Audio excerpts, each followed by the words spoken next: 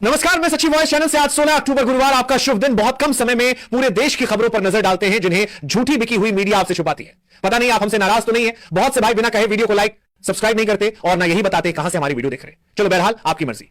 आज की सबसे पहली और सबसे बड़ी खबर ध्यान से सुनो।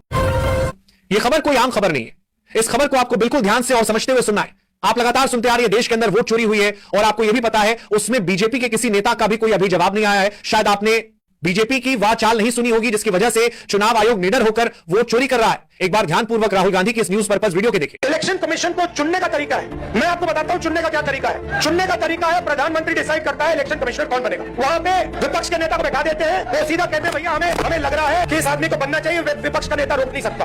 फिर 2023 में बीजेपी ने एक नया कानून बनाया कि इलेक्शन कमिश्नर कोई केस नहीं लगाया जा सकता है। आप सोचिए, हिंदुस्तान के सब नागरिक पर केस लगाया जा सकता है। आप कुछ गलत करो पुलिस आ जाएगी, एफआईआर हो जाएगा। 2023 तक इलेक्शन कमिश्नर पर केस किया जा सकता था। 2023 में छुपे बीजेपी ने कानून बदला। नया कानून कहता है कि इलेक्शन कमिश्नर पर कोई जुडिशियल कार्रवाई नहीं की जा सकती, कोई केस नहीं लगाया जा सकता। अब आप पूछिए अपने आप से कि ये कानून क्यों बनाया गया? चोरी करवाने के लिए कि ये लोग बिना डरे चोरी कर पाए। वाह, कितनी लाजवाब चाल है। बड़े गौर फिक्र करने की बात है कि देश के अंदर सभी पर गलत करने का मुकदमा दर्ज हो सकता है लेकिन सिर्फ एक चुनाव आयोग पर केस दर्ज नहीं कर सकते।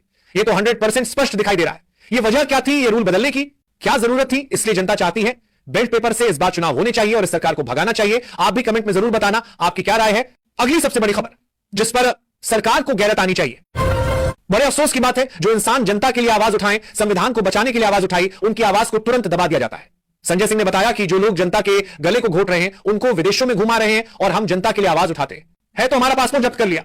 बड़े गुस्से में आकर संजय सिंह ने बीजेपी की पोल खोली। फालतू की बातें मत करो, फालतू की बातें करना बंद करो। मैं सदन का सम्मानित सदस्य हूं, देश के सर्वोच्च सदन का सदस्य हूं। बड़े दुख और पीड़ा के साथ आपके साथ कह रहा हूं कि इन बेईमानों का, जिन्होंने हिंदुस्तान की जनता के बैंकों में डकैती डालने का काम किया, उनको आज विदेशों में बैठाते मौज करा रहे हैं ये लोग। और मेरा पासपोर्ट जब्त है, मेरा पासपोर्ट जब्त है। क्या मैं हिंदुस्तान का नागरिक नहीं?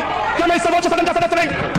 मैं मेरा पार्लियामेंट, मेरा पासपोर्ट जब्त है। अगर इस देश की बैंकों पर लूटने वाले चंद पूंजीपतियों को दिखाने का, मौज उड़ाने का प्रयास अगर किसी ने किया है तो नरेंद्र मोदी की सरकार ने किया है, एनडीए की सरकार ने किया है, आप लोगों ने किया है। आपको बोलने का कोई अधिकार नहीं है। हम राष्ट्रपति हैं और रहेंगे। आपसे किसी भी प्रमाण पत्र की जरूरत नहीं है। आप लोगों का इतिहास हिंदुस्तान की आजादी के आंदोलन में गद्दारी का इतिहास रहा है। अब आप एक बार गहराई में सोचकर देखिए, जो लोग जनता के हक को दबाकर सिर्फ अपनी पड़ी हुई है उनको विदेश में घुमा रहे हैं, इसी को संविधान कहता है। यही संविधान में लिखा हुआ है। चलो फिर वो तो 2027 में पता चलेगा जनता कितनी समझती है सरकार की, बातों से कितनी चालाक होती है।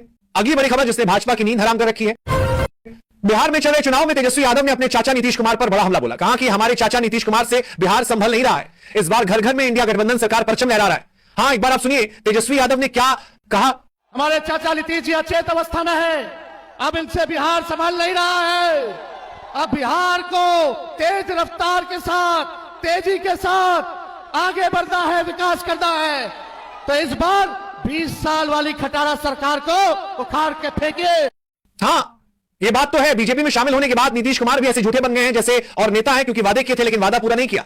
इसीलिए बिहार की जनता इस बार भड़की है और सरकार बदलकर ही रहेगी। तो अगली बड़ी खबर पर नजर डालते हैं जो अंधभक्तों की बैंड बजा देगी। शक्ति सिंह ने बीजेपी पर हमला बोलते हुए कहा, भगवा पहनने से साधु संत नहीं बन सकता। बड़ी टिप्पणी के साथ एग्जाम्पल देते हुए शक्ति सिंह ने बीजेपी की पोल खोली। एक लाइव प्रूफ सुनिए।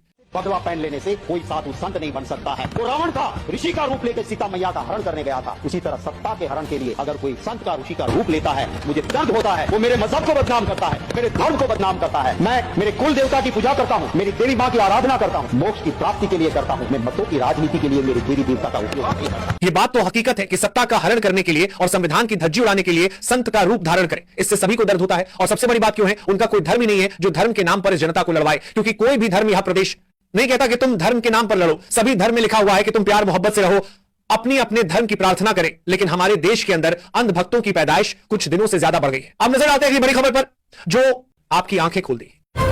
पेपर लीक पर छात्र सड़कों पर प्रदर्शन करने के लिए उतरे की सरकार से हमें इस्तीफा चाहिए, जो एक सुनाई भी छात्र युवाओं की नहीं कर रही है। बड़ा अफसोस होता है छात्रों की इन भावनाओं को सुनकर। एक बार आप लाइव प्रूफ सुनिए न्यूज पर्पस के लिए। युवाओं ने अगर नेपाल जैसी हालत कर दी ना और उत्तराखंड में मौसम खराब रहा तो इन्हें लेने के लिए तो हेलीकॉप्टर भी नहीं आएंगे सर, ये तो यही मरेंगे। फिर गांव में भगवा घुसने ही ना दिया जाए। इनको बोलो झंडा हमारे हाथ में दो और भगवा अपने हाथ में वापस लो। हिंदू धर्म सर्वोपरि नहीं है, यहाँ पे तुम दुआ करेंगे लेकिन उत्तराखंड का मौसम इतना खराब है कि जिंदा जलाया जाएगा। युवा पीढ़ी और सभी जनता इस सरकार से बहुत ज्यादा परेशान हो गए कि आपने सुना अभी युवा कह रहे हैं कि अगर इस देश के अंदर नेपाल जैसे हालात हो गए तो इन नेताओं को बचाने के लिए हेलीकॉप्टर भी नहीं आएंगे। ये बात बिल्कुल हकीकत है, लेकिन मैं तो सरकार से कहना चाहता हूं छात्रों की मांगों पूरा किया जाए, ऐसा हालातों से बचे।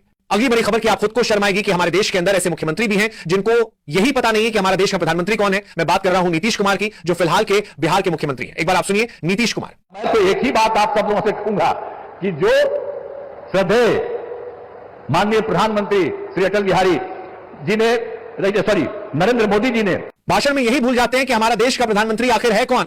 इसीलिए बिहार के अंदर चल रहे इलेक्शन में जनता ने भी कह दिया कि हमारे बिहार को संभालने की अब नीतीश कुमार की क्षमता नहीं रही। अब तो इंडिया गठबंधन की सरकार इस बिहार को संभालेगी। अगली खबर तो हमारे देश का प्रधानमंत्री नरेंद्र मोदी कहता है कि भारत को विकसित देश बना देंगे और हर युवा को रोजगार देने का काम करेंगे। लेकिन आप बिल्कुल लाइव प्रूफ देख पा रहे हैं कि बाइक का टूल कट रहा है। अब एक बार आप सोचकर देखिए, कहां से महंगाई कम हो जाएगी, कहां से विकसित देश बन जाएगा। मैं तो सिर्फ यही कहना चाहूंगा, हुकूमत है तुम्हारे पास, एक दिन चली भी जाएगी। मत सताओ इस जनता को, वरना उनकी बद्दुआ लग जाएगी। दोस्तों नजर डालते हैं अगली खबर पर। ज्यादा टाइम नहीं लूंगा, बस आखिर तक बने रहिए।